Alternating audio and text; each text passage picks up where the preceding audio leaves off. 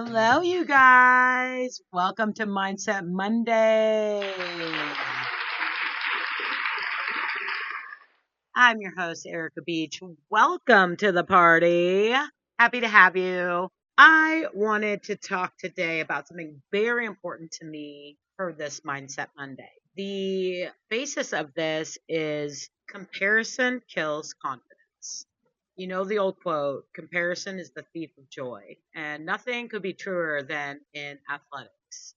The constant comparisons are hard to avoid in sports because you're always competing against or next to athletes, and everybody feels like they're just comparing one to the other. So it's hard to imagine an athlete not automatically doing that themselves. One thing that you need to know is lack of belief is usually not because of ability, but it's the belief that somebody else is better than them. That's where the lack of belief comes in. Many times it's not about the talent or ability. It's just the perception that that girl's better than me, so I don't believe in myself. So what we're talking about here, comparison changes progress into position. And what that means is rather than having like a growth mindset and having your mindset around your progress every day or every practice or every game, that faith in your progress and that acknowledgement changes to where you're positioned. Am I below her? Am I above her?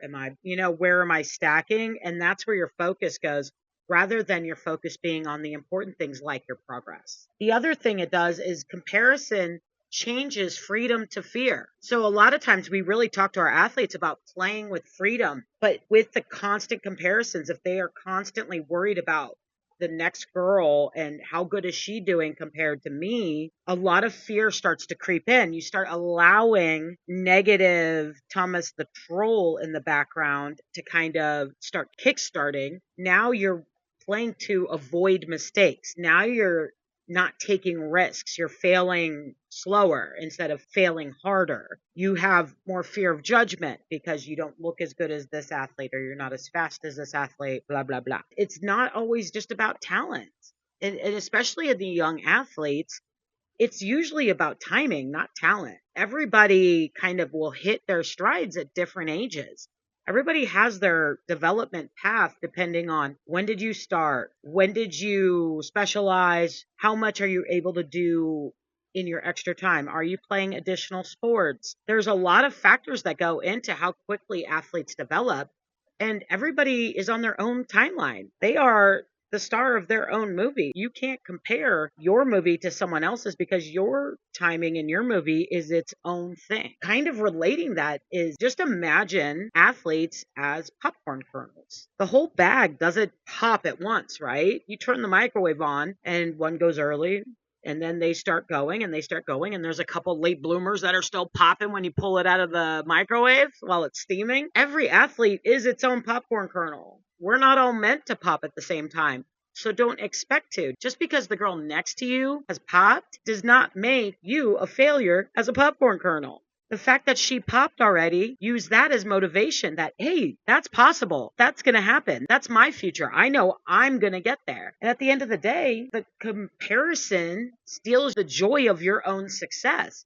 A lot of athletes might have a great game and under normal circumstances would be like, oh my gosh, I felt really good. I was making adjustments in the box and I drove the pitch the opposite way like I've been practicing and I finally hit an outside pitch. And then if there's comparison there, then you're thinking, Tina hit 2 home runs though. And it diminishes the joy in your success rather than using that mudita mindset that I know Alabama softball talks about a lot. It's that vicarious joy in the success of others. Using that mudita and saying, I am so genuinely excited for Tina. She hit 2 home runs. That's insane. She's been working so hard. I'm so proud of her. And I have been working on this too. And I'm so excited that I finally executed it. And this is a huge step in the right direction for me. So changing your mindset, do not let the comparison between you and Tina rob you of the joy of your own successes.